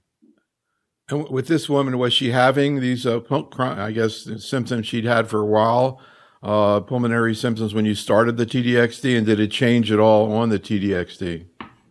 Yeah, it was more or less stable to maybe slightly improved on treatment. And so that's why there was enthusiasm in the early cycles to push on. And she was tolerating the drug particularly well. So there were really no safety signals of concern. We didn't need to do dose modification. And so she was able to enjoy some meaningful duration of stable disease prior to progression. But that's where we're at now. Peter, how do you think through the clinical use of T-DXd in patients who start out with some kind of pulmonary issue? Right now, T-DXd and non-small cell lung cancer is often used first line in these patients there is really HER2 mutations, now also IHC3 plus as well. And of course, a lot of those patients have COPD, cardiovascular disease, et cetera. How do you factor in, underlying conditions, Peter, when you try to decide about using T-DXd, and do you monitor them differently? That's an important question. So I think that there are two points to consider. One is there an increased risk for a patient to develop ILD? And the second is, what is the pulmonary reserve or the capacity? Now, if a patient has pulmonary symptoms down to the cancer, we would hope that they improve with a better response, and T-DXd is the drug with a better response. On the other hand, if a patient, for example, has pneumonitis with everolimus, I would be a little bit more anxious about a possible, although the mechanism is slightly different, but another inflammatory event with the drug. So these are the two things we are looking into. And if a patient has COPD, that's not necessarily a risk factor for ILD. But if a patient has severe COPD and a reduced lung function, that obviously means if a patient may develop light ILD, that can push her over into a higher grade very quickly. Pulse oximetry, less than 95% was one of the risk factors identified in that study that I presented for increased risk of ILD, interestingly. So that is interesting. How about your second case here, Mark, this 52-year-old woman? This is the 52-year-old postmenopausal patient who presented with a palpable right breast mass with no clinically abnormal axillary lymph nodes on first examination. Diagnostic and surgical procedures included mammography, which showed a spiculated mass in the 11 o'clock position. Ultrasound confirmed a 1.8 centimeter solid mass. Core biopsy showed a grade 2 infiltrating carcinoma, which was ER/PR positive, HER2 IHC 0, and KICC7 20%. Lumpectomy with sentinel lymph node biopsy was performed, which showed a pathologic 2.8 centimeter grade 2 infiltrating carcinoma with 2 sentinel lymph nodes that were negative for cancer cells. The 21 gene recurrence score was 27 in this case. This was some years ago, so she had adjuvant docetaxel and cyclophosphamide for this condition back then. Radiation therapy as well, and then anastrozole for 5 years. So this is prior to the responder trial data and the like. 3 years after completing anastrozole, the patient had persistent low back pain radiating to the hips, which restricted her activity. She had a PET CT, which showed FDG uptake in multiple vertebrae and in the bilateral iliac crest. An MRI of the spine showed multiple sclerotic vertebral and pelvic bone lesions without cord compromise. A bone marrow aspirate showed malignant cytokeratin positive cells that were steroid receptor positive. And again, IHC 0. The ECOG performance status was 1. Laboratory studies showed only mild anemia and was otherwise normal. So this was her first presentation of metastatic disease. First-line therapy consisted of letrozole with ribociclib, which markedly improved her bone pain. She had a single dose reduction of ribociclib to 400 milligrams due to persistent and significant neutropenia. 20 months after starting CDK4/6 inhibition with an AI, she had a mild increase in her lower back pain. Her laboratories were normal at that time, and a restaging scan showed new FTG avid sclerotic and lytic bone lesions, and a ctDNA analysis confirmed an ESR1 mutation and no evidence of PI3 kinase AKT pathway mutation. She then got elacestrant. She had mild nausea, but that was managed with ondansetron. She was also given some olanzapine, which was helpful for control of GI toxicity in this case. Rapid disease progression, unfortunately, occurred in this case, kind of like what you see in the primary analysis of the elacestrant versus fulvestrant trial in the lower left-hand slide, quadrants of the slide. There are these early progressors on these endocrine agents, and so you have to be mindful of those and be sure to keep your restaging interval on time for that first measure after starting this drug class. She had multiple new liver lesions with some right upper quadrant pain. Review of the prior bone marrow biopsy showed that she did have ultra-low expression levels of HER2 on that specimen. So T-DXd then became a potential consideration. She's young in age, no history of lung disease, rapid progression, including LFT abnormalities, endocrine refractory to be sure, normal renal function, and pulse oximetry. And, T-DXd in this context in the DB06 trial showed improvement in objective response rate, improved PFS and clinical benefit rates compared to chemotherapy control. And so since that study had just recently been presented, we did discuss it with this patient, as well as a balanced discussion for conventional chemo treatment. And after a long decision-making process, the patient actually chose to move on to capecitabine next, and that's what she's on currently. So currently on capecitabine with stable disease, but it's still early days. This is a fairly recent case. So, Joyce, any thoughts about this case? And if and when this woman develops disease progression, what are you going to be thinking? This is a case that I would like to have given her T-DXd first line with this rapid progression. And now she's got right upper quadrant pain. Her liver function tests are rising. I'm kind of nervous about this patient. So I think she's a great patient for T-DXd. Of course, with careful observation, if she doesn't respond quickly, she can certainly switch over to the T-DXd very, very quickly. I like Mark's point about with the elacestrant, really getting that first restaging CT a couple months after patients start. Usually with the endocrine therapy, I like to try to push it out 3-4 months, but I think there's a point well taken that half of the patients are not going to respond. They're going to progress by 2 months. So I think that's a good point. So good for her that was done because she was having rapid progression of disease. But I'd rather go with T-DXd here. She needs the best response she can at this time. Just to follow that up, Joyce, because, another thought somewhere at some point in time, this lady might be, for example, sacituzumab. And kind of hearkening back to what you were saying about a previous case, Do you see like really effective responses to sacituzumab? A patient like this who's got a lot of liver disease, right upper quadrant pain. Have you seen people who have good responses to that with sacituzumab? Yes, I think sacituzumab is a very effective agent, particularly durable responses in HR positive patients. The triple negative patients also respond well. Nothing is as durable as we want in triple negative breast cancer, but I've had patients on sacituzumab for years. Many go 12 to 18 months. They oftentimes will require a dose reduction down to 7.5. You don't lose the benefit. It's very well tolerated. It's one of my real strong go-to drugs for HR positive, HER2 negative breast cancer. So I want to move on to the final module, but first ask Peter, any thoughts about this case and this discussion? I mean, I think it comes back to what we said earlier, that we need to get better at identifying early on who's hormone refractory. And as Mark said, the patients really fall off a cliff often with this second-line endocrine therapy. One of the particular concerns I have is giving single-agent endocrine therapy after combination endocrine therapy first line. And I think with some of the data that have just emerged, if you look at the EMBER trial, that there are new opportunities to give combination therapies with an oral SERD and a CDK4/6 inhibitor. And I think that may be exciting in the future to hopefully make that initial drop a little bit smaller.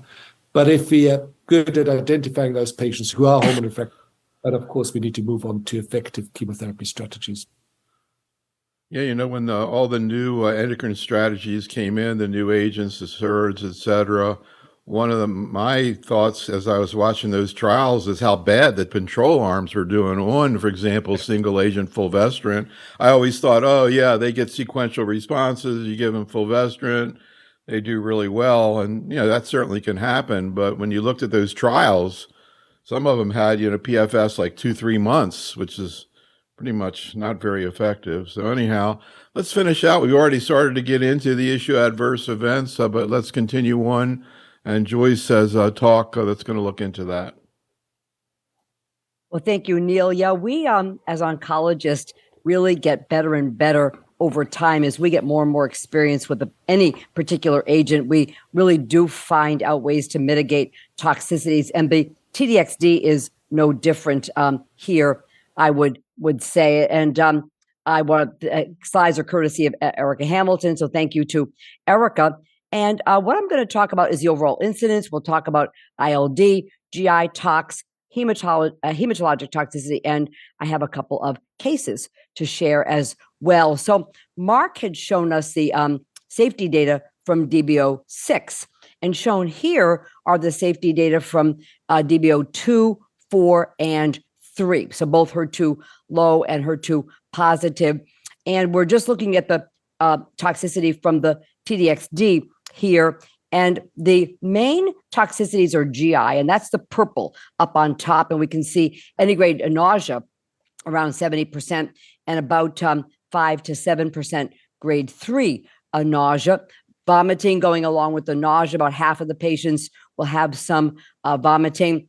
Diarrhea and constipation are pretty well equal. It's not a big feature of this drug, the diarrhea and constipation, unless patients are taking antiemetics that make them constipated, because it's just all low grade. Now, there definitely is some asthenia, fatigue with this drug. About a third of patients will have some. It can be dose limiting, but the higher grade is about 5 to 7%.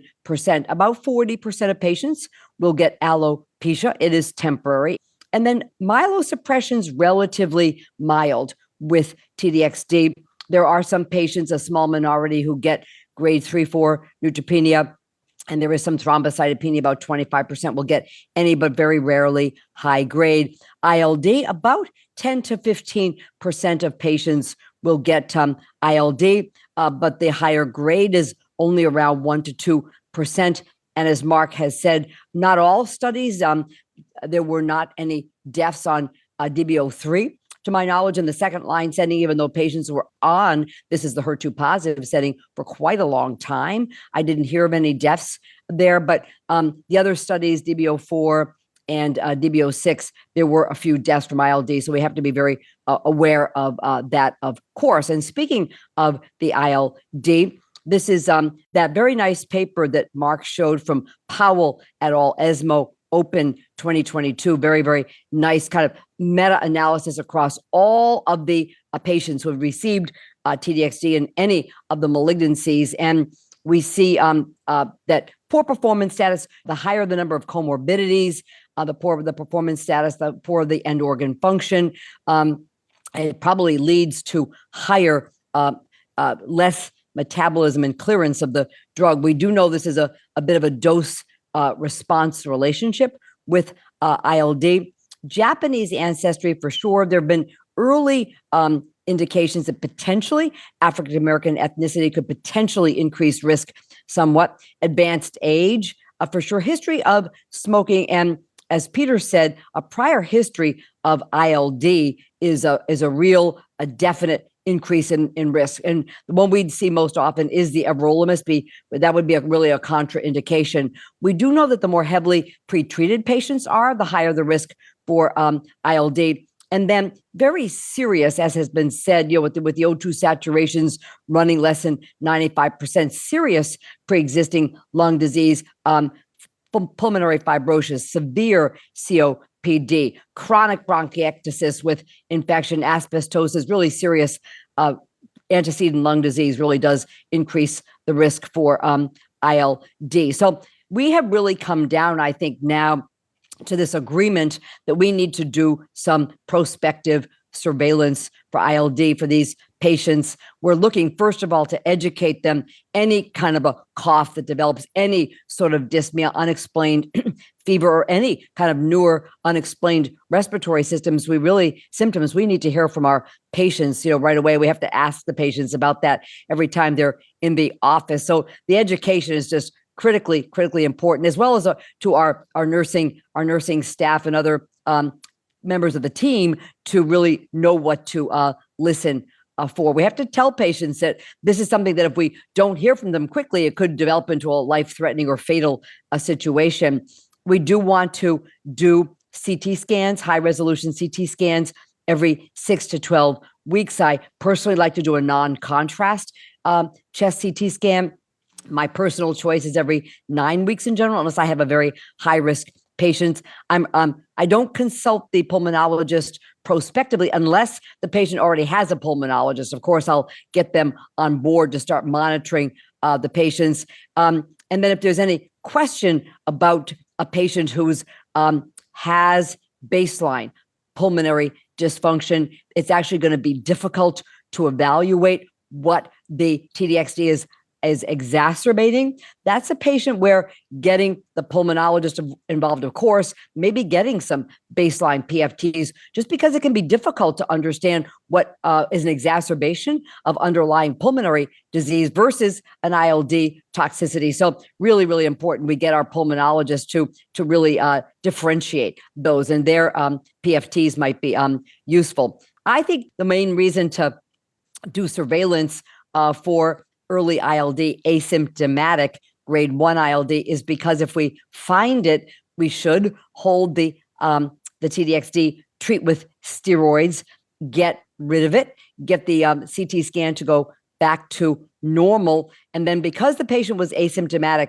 she has the opportunity to resume this agent. And the patients are really loath to stop this agent because it generally helps most patients. And after patients kind of adjust to it, they feel very, very well on it. And so I don't want to have to stop it. I don't want to wait for symptoms from the ILD. If they have their chest CT resolve within a month, which is unusual, we can resume at the same dose. Most patients take a bit longer than a month, and so we can resume, but a one dose level reduction.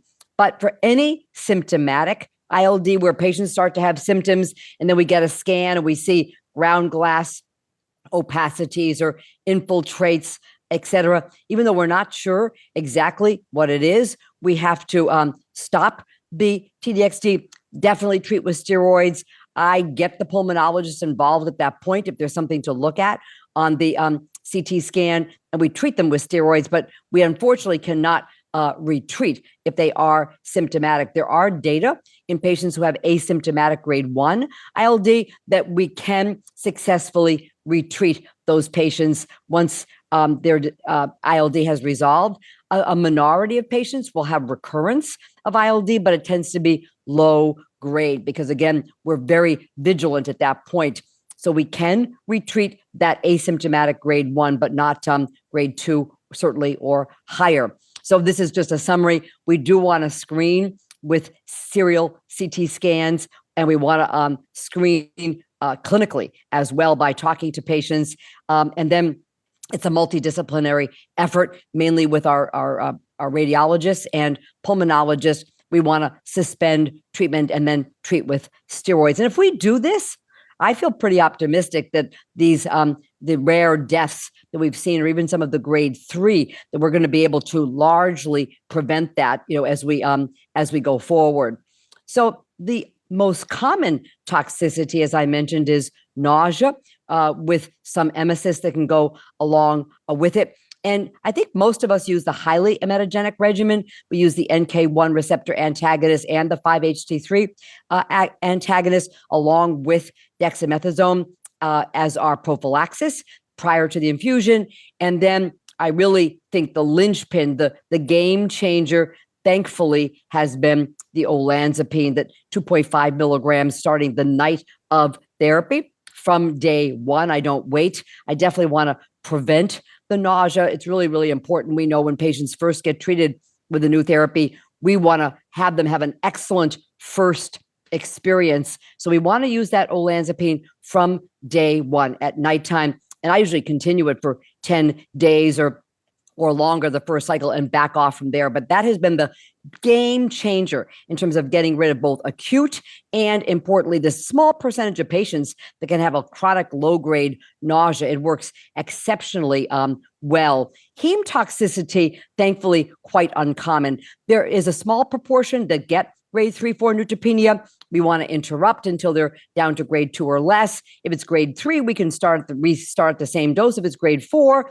or any febrile neutropenia, we dose reduce a level, but it's really quite uncommon. About a third of patients can get any anemia. We want to do our usual workup for anemia, make sure they're not deficient on iron, B12, folic acid that we can help supplement. We do get a CBC each cycle, of course, and thrombocytopenia, about 50% can get any grade. It's rarely clinically important, but if it does get to grade 3, we do interrupt. If it quickly improves, we can maintain the dose. But if it's grade 4 thrombocytopenia, once it recovers, we reduce the dose. And then LVEF, we're very used to this. Of course, T-DXd is trastuzumab. We are getting a baseline cardiac echo. We are repeating it every 3 to 4 months or so. And we have this algorithm here. If the LVEF is above 40% and there's an absolute decrease from baseline is 10% to 20%. So a modest decrease, but they started in the normal range. I usually will start getting a cardiologist involved if I see 10 to 20% falling, even if it's still acceptable to keep going with the T-DXd. But if the LVEF is 40 to 49% and the patient gets a 10 to 20% decrease in their LVEF, then I do get the cardiologist involved for sure. They usually will manage the patient medically, provided the patient is asymptomatic. The cardiologists are really very good at reducing afterload and giving other medications to allow us to keep going if it's between 40 to 49%. However, if the LVEF falls to less than 40%, then we do stop. Of course, we get our cardiology colleagues involved, and usually once they get above the 40%, with careful cardiac monitoring, we can continue the medication. So if we do need to dose reduce, we go from 5.4 to 4.4 to 3.2, and then we would want to permanently discontinue. And I do think that dose reduction does mitigate some of the toxicities, as we'll have a chance to talk about. So before we get into your cases, let's see what Mark and Peter have to say. Mark, I was talking about this ADC symposium that at San Antonio was so great, and one of the slides that flew by me and wasn't discussed that much, but I went back and looked at it, was they were talking about HER2 being expressed on the pulmonary macrophage, and that maybe that had something to do with ILD, which I'd never heard before. Have you ever heard of that or know anything about No, I that? haven't. I haven't heard of that either, Neil, but I have heard of Mike Press's publication back in 1994, where he described HER2 expression on normal pulmonary epithelium. So I know it's expressed in the epithelial compartment as well, according to Mike's data. And for my armchair understanding of mechanism of ILD, I think that probably is an important arbiter of the toxicity that we observe. It's I think it's directly against the pulmonary epithelium, but macrophage contribution maybe notwithstanding, I still think that the fact that it's expressed in pulmonary epithelium is important.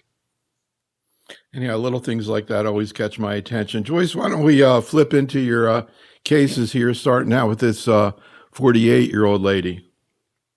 So this woman is a 48-year-old full-time school teacher, initially diagnosed with a grade 3, 7-centimeter node positive, ERPR positive, HER2-1+ FISH negative invasive ductal breast cancer with germline testing negative, and received a preoperative dose-dense AC, then weekly paclitaxel at mastectomy, 3-centimeter residual disease, 1 of 4 positive lymph nodes, had post-mastectomy radiation, and initiated leuprolide and exemestane, which she was adherent with, and 4 years later, unfortunately, developed bone and right inguinal lymph node recurrence.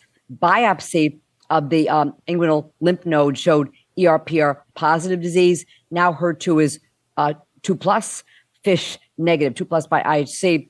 She received fulvestrant plus abemaciclib and had 26 months response, then developed progression in bone, now with multiple new liver metastasis. Both ctDNA and NGS of the primary breast cancer showed no targetable mutations. She was treated with capecitabine, had 12 months response, and then her liver disease progressed. She was then treated with trastuzumab deruxtecan. We started with the antiemetic premeds of dexamethasone, palonosetron, and fosaprepitant, but she experienced daily low-grade nausea and vomiting that interfered with her ability to work, and it was not helped with ondansetron, lorazepam, or prochlorperazine. She really wanted to discontinue T-DXd rather strenuously, but agreed to the addition of olanzapine. This is quite a while ago, before we knew for sure we had to start with it.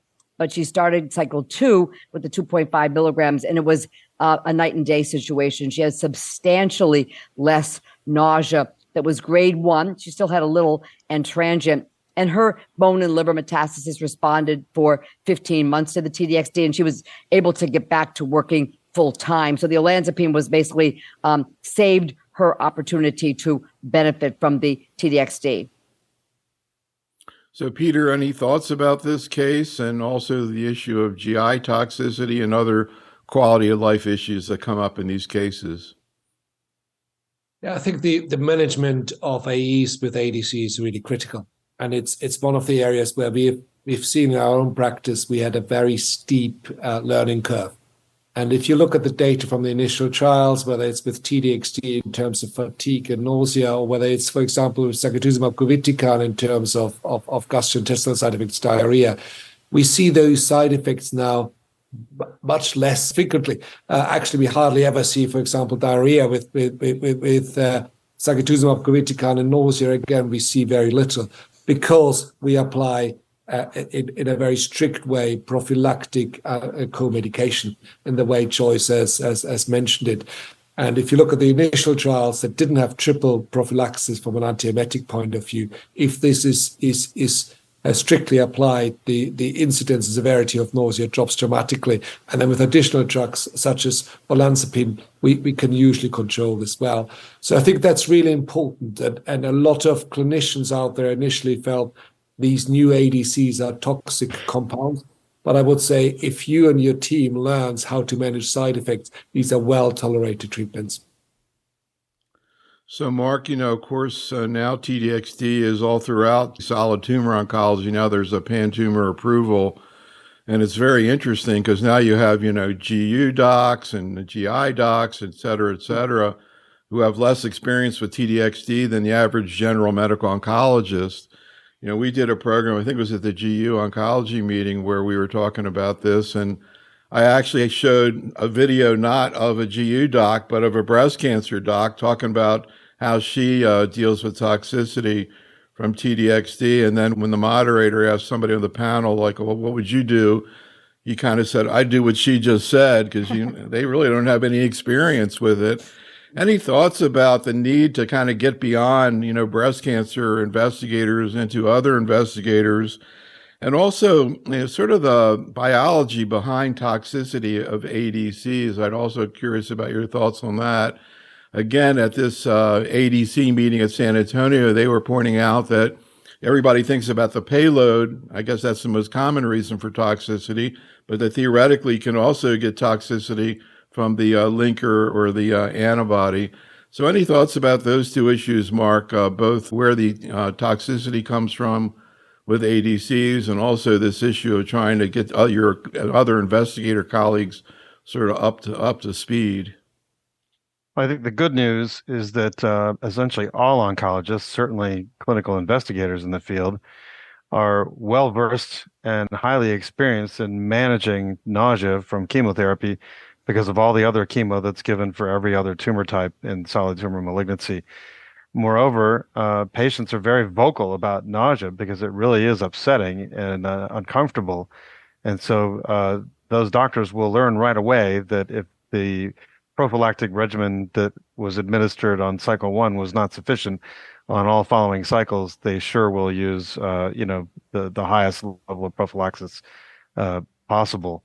It is a tough lesson to learn. It would be nice if they were aware that that needs to be done on cycle 1. I think the description of nausea to T-DXd has recently been changed from moderately emetic to highly emetic. So as long as they got that message, and if they have electronic ordering for their chemotherapy administration in their department, that's an easy way to intervene also. You just make the default the highly anti-emetic regimen on cycle 1, and that way they can't really get it wrong because it's already in the pre-programmed electronic ordering system the way it should be. Second question. Yeah, how the toxicities occur. Is it always the payload, or can you get toxicity from the other elements? That's a great question. And I don't think we have a definitive answer, certainly not in the clinic. We haven't done experiments where we've given linker alone to see what it does, et cetera. So theoretically, there might be something to the linker fragment still attached to the payload. But that's true of all of the antibody drug conjugates that I'm aware of. For example, TDM1 is the linker, the payload, and the lysine amino acid residue from the trastuzumab backbone that it was chemically conjugated to in the first place. That's all there as the cytotoxic moiety that kills cancer cells.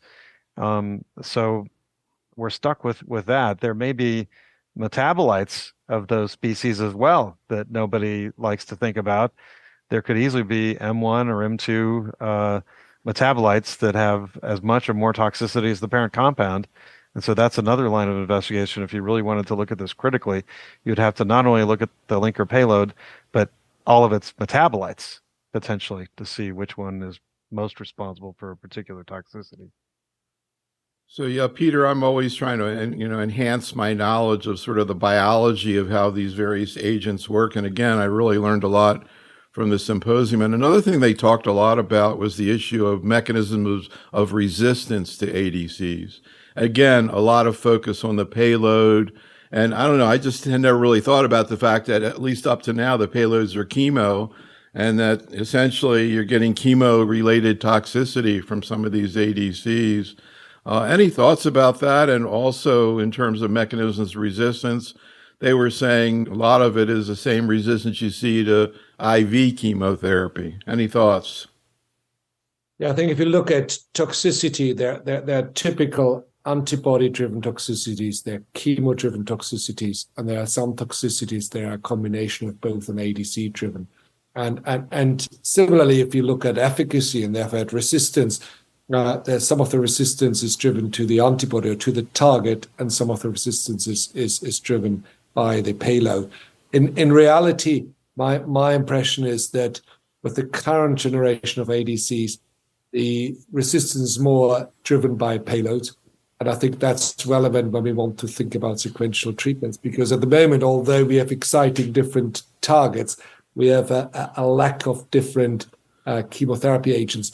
And what we're doing is essentially giving paclitaxel after docetaxel after nab-paclitaxel with the different ADCs, and that's not the most clever strategy. So I think where we need to move to is have different groups of chemotherapy agents or other things be conjugate to an antibody, and then have rational sequential ADC strategies, where we, for example, choose the first, let's say, topoisomerase 1 payload ADC based on the highest expression of the target, and then move to a second ADC with a non-cross-resistant payload. But that's future, and we're quite a few steps away from that. Neil, I have an interesting mechanism of ADC resistance you might be interested to hear about. Michael Bassick in his lab at Stanford recently published a paper on TDM1 resistance. And what they found using a CRISPR screen is that since TDM1 requires trafficking all the way from the early to late endosomes all the way to the lysosome for its mechanism, it must be degraded in the lysosome, otherwise it won't work. And what Michael's graduate student discovered was that in the CRISPR screen, there was a family of endolysosomal trafficking proteins that were dysregulated, leading to TDM1 resistance. That has not yet been confirmed with clinical specimens, but I think that it needs to be, because it's such an appealing mechanism for that drug that these trafficking chaperones are necessary to function to deliver the drug all the way to the lysosome, which is necessary for its efficacy action. So I thought that was just fascinating, and it's a mechanism I hadn't really considered previously. There's also another observation we see increasingly. That's what I would describe as oligoprogression. And if a patient has 10 metastatic sites, 9 may be responding, 1 has developed resistance. And I think that clonal evolution of resistance is a little bit more pronounced with ADCs than what we've seen with conventional chemotherapy. And that allows us to use targeted radiotherapy in patients with oligoprogression and keeping patients on their systemic therapy. And I think there's a lot we're going to change and learn in the next years. That's really interesting. Joyce, before we go into your last case, anything you want to add on to this?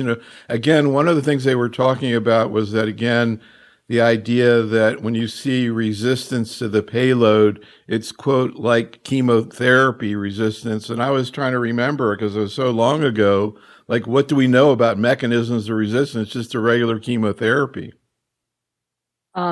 Well, we know that if SN38, for example, with sacituzumab, can't bind to topoisomerase 1, and there's a mutation right where SN38 binds with sacituzumab, the MGH group had published that, I think, in Cancer Discovery. SN38 can't bind, you can't inhibit topoisomerase 1. And then I thought, well, gee, maybe deruxtecan doesn't bind in exactly the same place.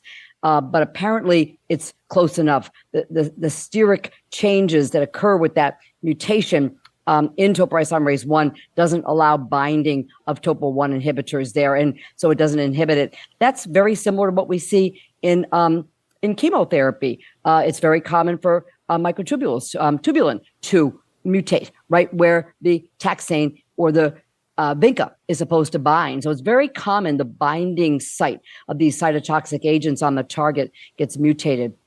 And so I think we're seeing the same thing. I do think, however, that the expression of the target is going to also be another consideration. We saw that. We saw that again with sacituzumab, and I must say it was disappointing to see it was in the same patient who had benefited from sacituzumab, and then the disease evolved, and they biopsied the progressing disease, and she had the topoisomerase 1 enzyme had mutated, so SN38 couldn't bind, but also TROP2 was mutant, and it would not stick in the plasma membrane. It was floating around in the cytoplasm in the same patient. So We're gonna need an understanding of expression going forward. I think I foresee a day where we're going to be able to get a biopsy, and we're going to have a very highly quantitative and sensitive assay, such as reverse phase protein array or other mass spec or other, where we're going to be able to look right across the board. We're going to have a lot of targets to go after, and we're going to want to know how to sequence these based on target expression, and also the the mutations in TROP2 and topoisomerase 1 could potentially be picked up in ctDNA. So hopefully our panels will expand to show us that that's evolving at least subclonally. We just did a webinar on chronic lymphocytic leukemia, and we were getting into all the mutations that occur when people are on BTK inhibitors, and now they have 3 different generations of BTK inhibitors and different mutations that they see there. So maybe we'll be heading in the same direction. Okay, let's finish out with this 60-year-old woman, Joyce. So this patient, 60-year-old, recurred with bone-only ER-positive HER2 but FISH-negative breast cancer 4 years after completing 5 years of adjuvant AI for stage 1 breast cancer. And she had severe thoracic pain, required radiation therapy. She received letrozole and palbociclib for 30 months, and then her disease progressed in bone. ctDNA showed no targetable mutation. She received exemestane everolimus, and she had 9 months of response, and then her disease progressed bone only still. ctDNA showed no targetable mutations still. So she received then capecitabine and had 12 months benefit.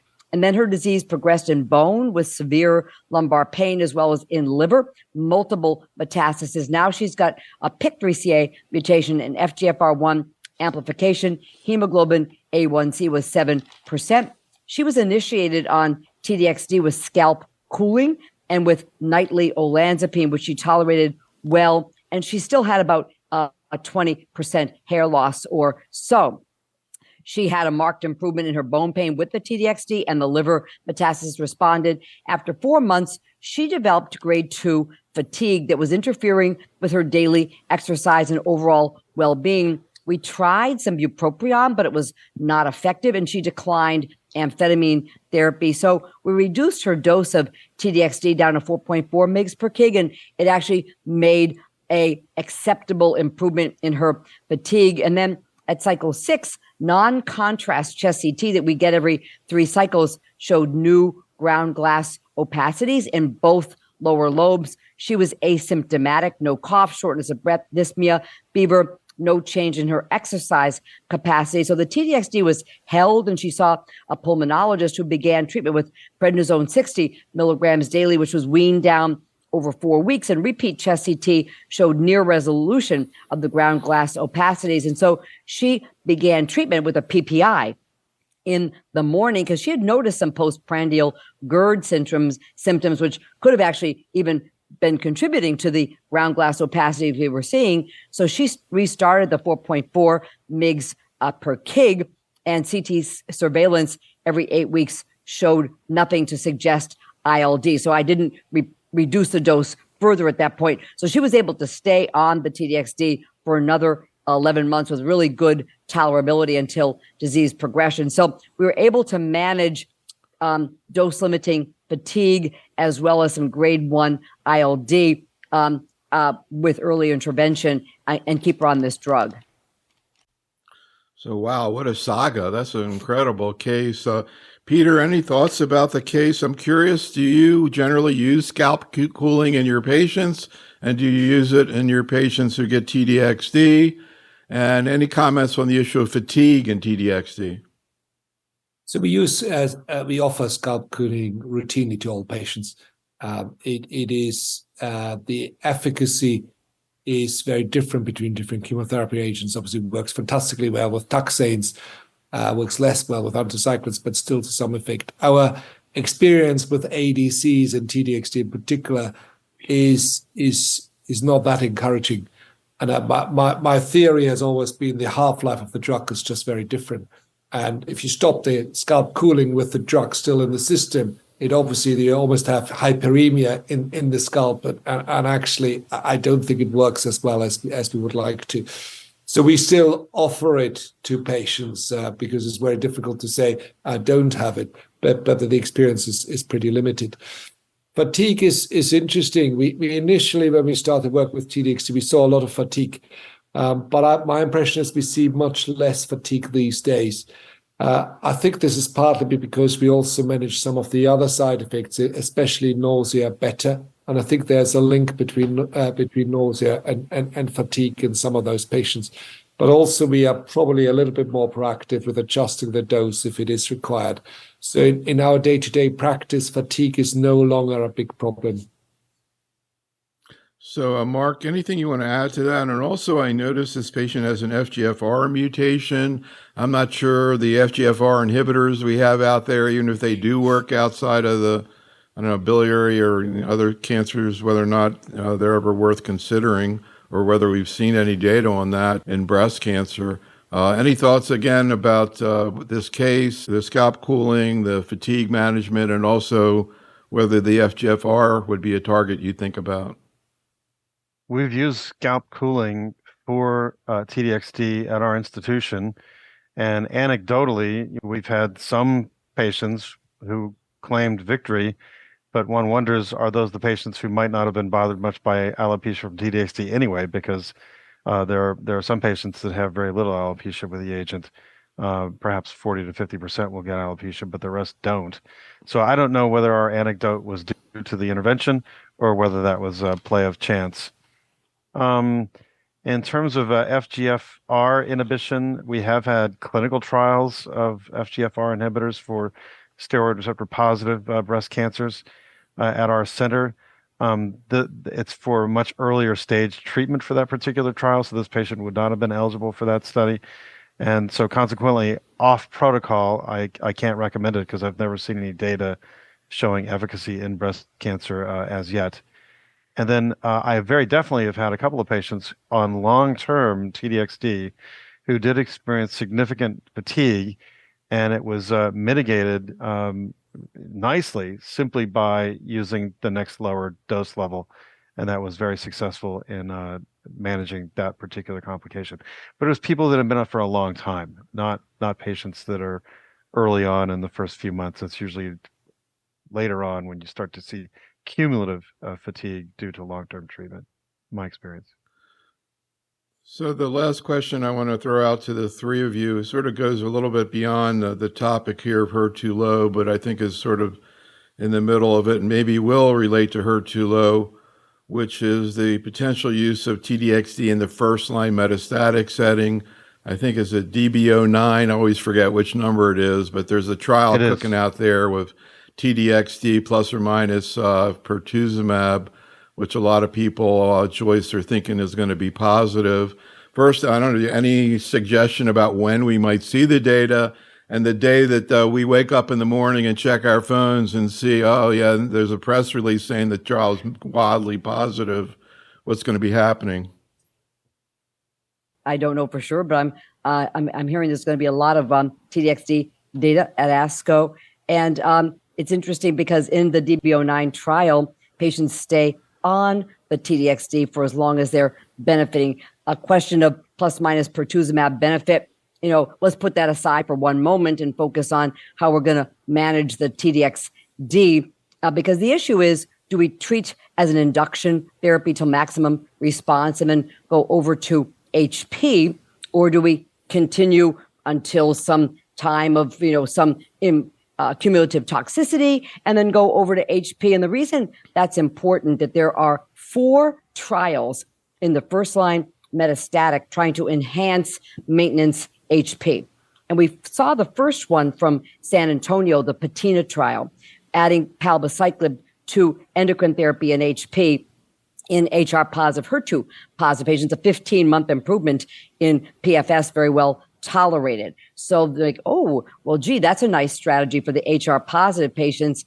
And then we have the HER2 Climb 05 trial, which is both for HR positive and HR negative patients. They're getting their maintenance HP. If they're ER positive, they're on endocrine therapy, and then it's plus minus tucatinib. So that's very interesting to really go after that HER family tremendously, both HR positive and ER positive.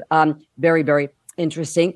And then there's the Anabo 122, I think it is, and that's for PIK3CA mutant patients. PIK3CA patients we saw in Cleopatra, they don't do as well with the Cleopatra regimen. They get is much shorter PFS. And so that is also for HR positive and HR negative patients. And so they're randomized to plus minus anabolisib. There is a fourth one that also looks at giredestrant. It's the Heredera trial. And so patients who are HR positive, HER2 positive, once they get onto their maintenance HP without chemo, the chemo is stopped in all of these, then they're randomized to their standard endocrine therapy versus the oral SERD giredestrant, regardless of ESR1 mutation status. So there's some very interesting, we're going to have to see all these data, Neil, and we're going to have to figure out how to optimize different patient populations.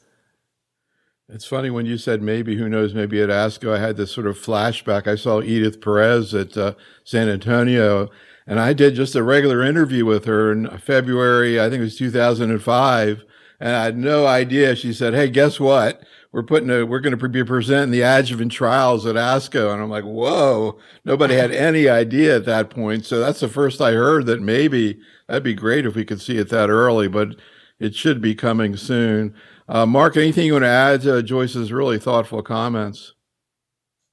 No, it's going to be a difficult decision if DESTINY-Breast09 is positive for either of the two T-DXd arms, what to do with that data in the wake of the patina trial. So I think that's spot on. Moreover, the start of the PFS clock on patina was after they already completed their taxane plus dual antibody therapy.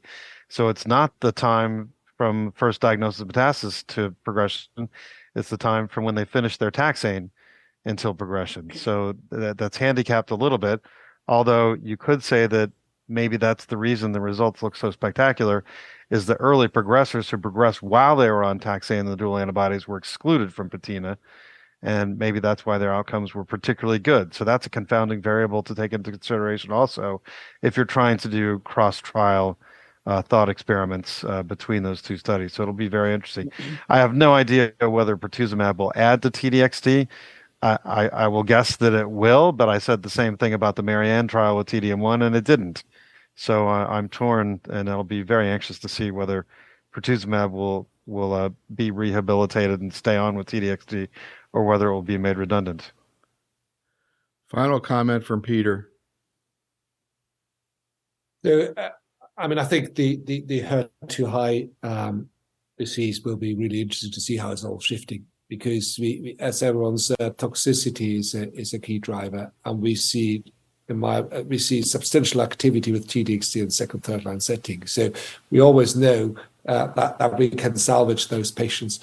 I think the Athena data were really interesting and bring us back to an area where I think we have been missing the trick for a long time, and that is focusing on ER strategies in HER2 positive disease. And that just showed us what the potential might be. There's obviously a question, as Mark says, about patient selection, but still it is a pretty spectacular signal we are seeing there. And that needs to be taken into consideration. So I think we'll get those new data in. I think it will be very clear that T-DXd will be superior in a frontline setting. But whether that is enough to change everything we are doing will require quite a bit more work. So I think everybody's holding their breath until we see that data. That should be the presentation of the decade, maybe.